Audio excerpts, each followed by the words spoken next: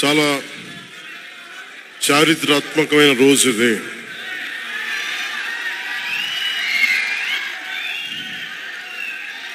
చాలా కొంచెం నిశ్శబ్దం పాటించండి దయచేసి నిశ్శబ్దాన్ని పాటించండి అంతా దయచేసి. నిల్చున్నాను దయచేసి కూర్చోండి. మీరు వీడియోలు తీయకండి ప్లీజ్. దయచేసి కూర్చోండి ఏదో ఒకటి చేయండి. మీరు కూర్చోవాలి, ఏదో ఒకటి చేయండి. చాలా ఆంధ్రప్రదేశ్ 5 కోట్ల మంది ప్రజలు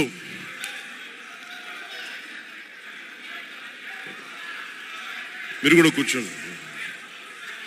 చాలా చారిత్రాత్మకమైన తీర్పిచ్చిన రోజు ఇది. ఏ మాటకైతే మనం కట్టుబడి ఉన్నామో ఆంధ్రప్రదేశ్ ప్రజలకి జవాబుదారీతనంతో ప్రభుత్వం కట్టుబడి ఉన్నామో స్థాపిస్తాం. ఏ మాట మీద మనం చెప్పామో కూటమి ప్రభుత్వం ఆ మాటను నిలబెట్టుకుంటుంది. ఈరోజు మీ అందరికీ జనసేన పార్టీ ఆఫీస్ కేంద్ర కార్యాలయం నుంచి, ఈ వేదిక నుంచి ఒకటే చెప్తా ఉన్నాను మీ అందరికీ. వైసీపీ వైఎస్ జగన్ గారు కానీ వారు మన వ్యక్తిగతంగా నాకు శత్రువులు కాదు. ప్రజాస్వామ్యానికి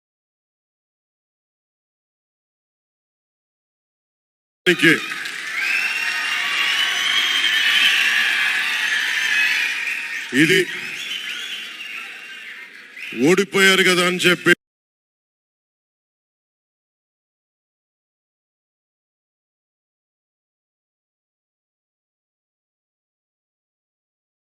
జనసేన నాయకులుగా గుర్తుపెట్టుకోవాల్సింది. ఇది కక్ష సాధింపు సమయాలు కాదు. 5 కోట్ల మంది ప్రజల కోసం పనిచేసే సమయం ఇది. 5 కోట్ల మంది పైచులకు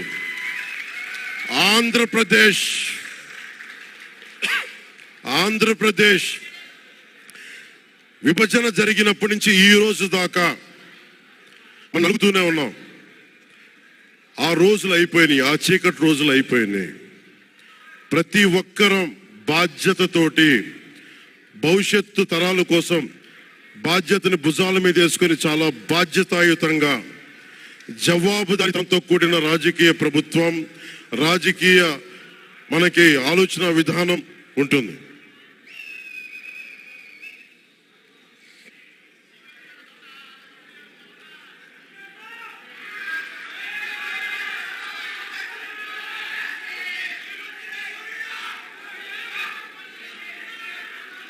నేను ఆలోచిస్తూ ఉన్నాను ఒక క్షణం ఏం మాట్లాడాలి ఈరోజు అని.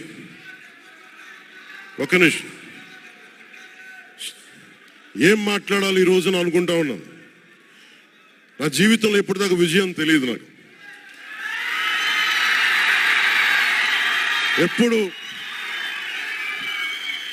ఎప్పుడు ఒకే ఒకసారి సినిమాల్లో ఉన్నప్పుడు తొలి ప్రేమ అనే విషయం చూసాం.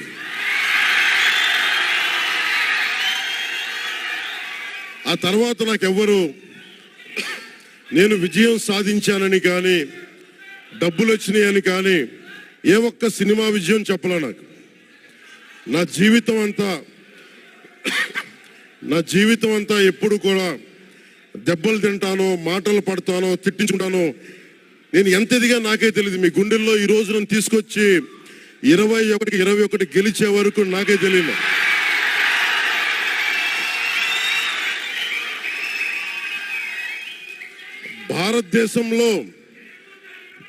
భారతదేశంలో 100కి 100% కొట్టామంటే జనసేన.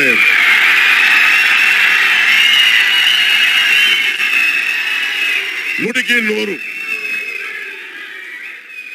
ఇది ఎందుకు ఈ విజయం జనసేన లేదంటే జన సైనికుల్లో, వీర మహిళల్లో జనసేన నాయకులది కాదు, కేవలం వారిదే కాదు.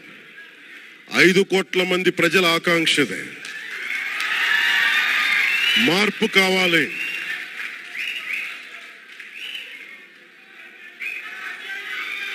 మార్పు కావాలి. పాలన మారాలి. ఇవన్నీ చాలా మంది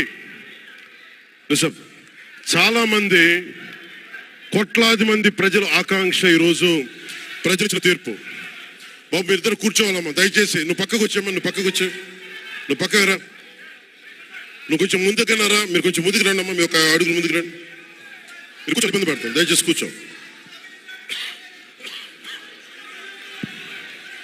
కూర్చోవాలయ్యా, మీరు కూర్చోవాలి.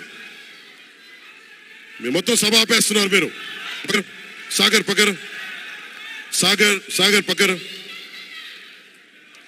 ఇది మనందరికీ చాలా జాగ్రత్తగా ఉండాల్సిన సమయం. ఇది కక్ష సాధింపుల సమయం కాదు. ఇది ఆంధ్రప్రదేశ్ భవిష్యత్తుకి బలమైన పునాది వేసే సమయం. అన్నం పెట్టే రైతుకి అండగా ఉండే సమయం ఇది. రక్షణ లేని ఆడబిడ్డలకి రక్షణ కల్పించే సమయం ఇది. ఆడబిడ్డల్ని, మహిళల్ని వారి కాళ్ళ మీద వాళ్ళు నిలబడగలిగేలా చేసే సమయం ఇది. నేను ఈరోజు ప్రభుత్వ ఉద్యోగులు కూడా మాటిస్తున్నాను. కంట్రిబ్యూటరీ పెన్షన్ స్కీమ్ నేను చెప్పాను, నేను బాధ్యత తీసుకున్నాను, నేను మర్చిపోలా. ఏరు దాటాక తెప్ప తగిలిసే రకం కాదు నేను. కాంట్రిబ్యూటరీ పెన్షన్ స్కీమ్ దానికి సరి సమానంగా అది కానీ మీకు న్యాయం వచ్చేలాగా సంవత్సరం లోపు తీసుకొస్తాను అని మాట ఇచ్చాం. తీసుకొచ్చి తీరుతాం. ఆ మాట మీకు ఇస్తున్నాం.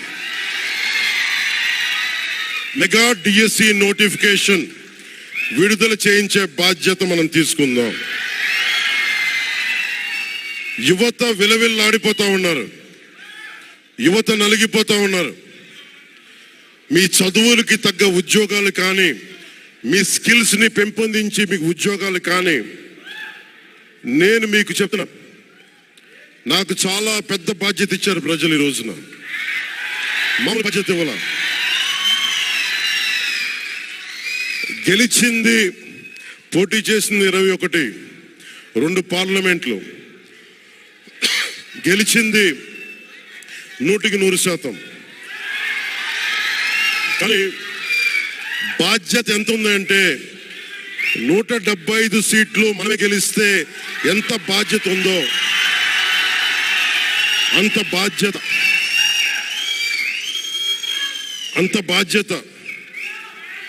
బాధ్యతతో మేము పనిచేస్తాం.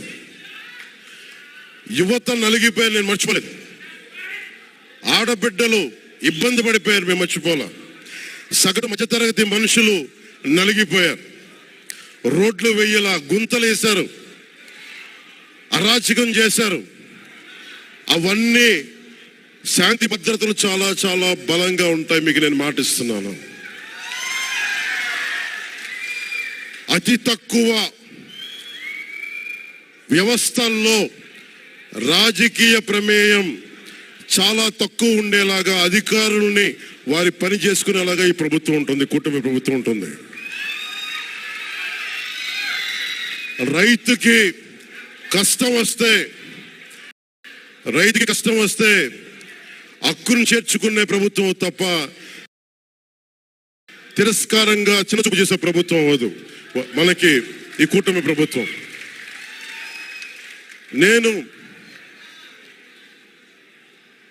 నాకు రాజకీయాలు డబ్బు అవసరం లేదు. నేను మీకు మళ్ళీ చెప్తున్నాను. మీకు డబ్బుల కోసం, పేరు కోసం రాజకీయాల్లోకి రాలేదు. మీలాగా నలిగిపోతారు చూస్తారా ప్రతి ఒక్కళ్ళు. సగటు మనిషి మాకెవ్వడు ఉండేంటి,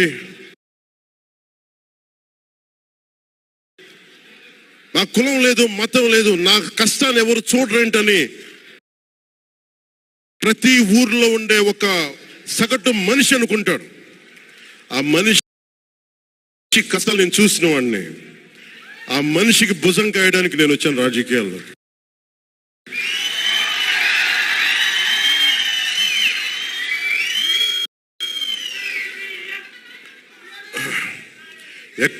ఒక నిమిషం, ఎక్కడికి ఓడిపోయాను 2019లో. 2019లో ఓడిపోతే నా మానసిక స్థితి ఎలా ఉందో ఆ రోజున, ఈరోజు గెలిచినప్పుడు కూడా నా మానసిక స్థితి అలాగుంది. అంతే ధైర్యంతో ఉన్నా.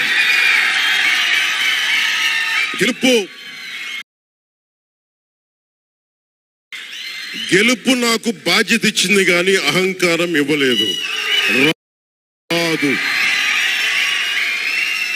ఇంకా భయం వేసింది. అందరూ నాకు శుభాకాంక్షలు తెలియజేస్తా ఉంటే నాకు భయం వేసింది. ఎందుకంటే ఇల్లు అలకగానే పండుగ కాదు ఇది.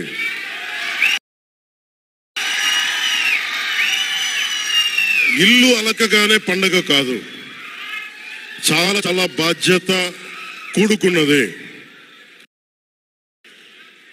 భీమవరం, గాజువాక 2 చోట్ల ఓడిపోయినప్పుడు ఈ రోజున ఇంతమంది ఉన్నారు. ఆ రోజున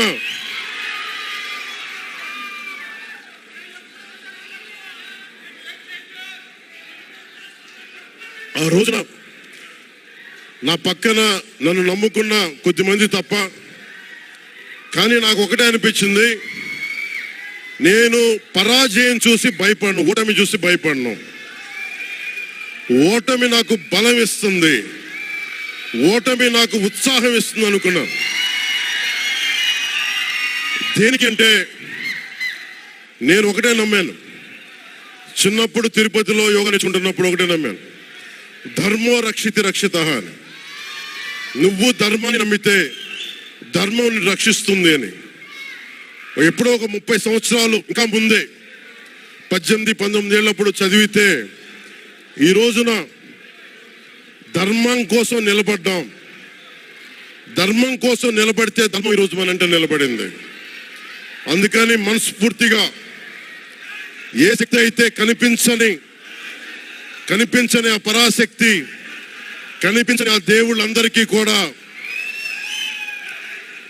దయచేసి అరవద్దు,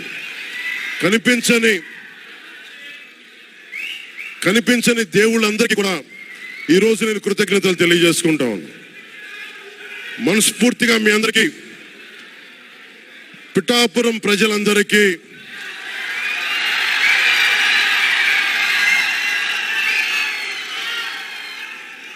మీరు పిఠాపురం పురజనులకి, పెద్దలకి, ఆడపడుచులకి, అక్క చెల్లెలకి, యువతులకి, కథం తొక్కిన యువతకి, కథం తొక్కిన జన సైనికులకి, జనసేన నాయకులకి, తెలుగుదేశం నాయకులకి, తెలుగుదేశం శ్రేణులకి,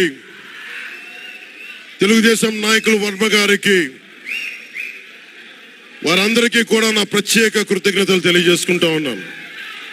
మీరు పిఠాపురంలో పవన్ కళ్యాణ్ గెలిపించలేదు. కేవలం పిఠాపురం ప్రజలు పవన్ కళ్యాణ్ ఒక్కనే గెలిపించలేదు, 5 కోట్ల మంది ప్రజల్ని గెలిపించారు. మీరు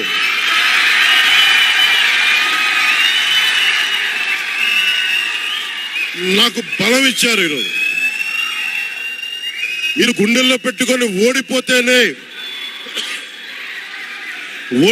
ఇంత బలంగా నిలబడినవాడిని, ఇంత బలంగా నిలబడ్డవాడిని. ఇంత గెలిపించి కాదు మీరు ఇచ్చింది, చిన్నపాటి జయం ఇవ్వాల, ఆకాశం అంత విజయం ఇచ్చారు మీరు మాకు, మా కూటమి ప్రభుత్వానికి. ఇది గుండెల్లో పెట్టుకుంటాం, నిలబడతాం, నిర్మాణాత్మకంగా పనిచేస్తాం.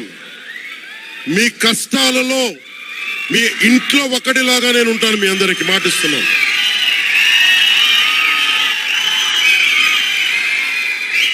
మీ ఇంట్లో ఒకటే గుర్తుపెట్టుకోండి, మా ఇంట్లో మా కుటుంబ సభ్యుడు నాకు కులాలకి, మతాలకి, ప్రాంతాలకి అతీతంగా ప్రతి ఒక్కరూ ఆలోచించాల్సింది, మా ఇంట్లో కుటుంబ సభ్యుడు పవన్ కళ్యాణ్, మా వాడు అసెంబ్లీలో అడుగు పెడుతున్నాడు. మా కష్టాల కోసం మాట్లాడతాడు, మా కష్టాల కోసం నిలబడతాడు. అది చేసి చూపిస్తాను. ప్రభుత్వం ఎలా ఉండాలి, అధికార యంత్రాంగం ఎలా ఉండాలి, రాబోయే రోజుల్లో మీకు అందరికీ చేసి చూపిస్తాం. మళ్ళీ ఒక 10 నిమిషాల తర్వాత మళ్ళీ వచ్చి మాట్లాడతాను. చంద్రబాబు గారు వచ్చారు, వారిని కలిసి మళ్ళీ వచ్చి మేము ఇద్దరం మాట్లాడతాం.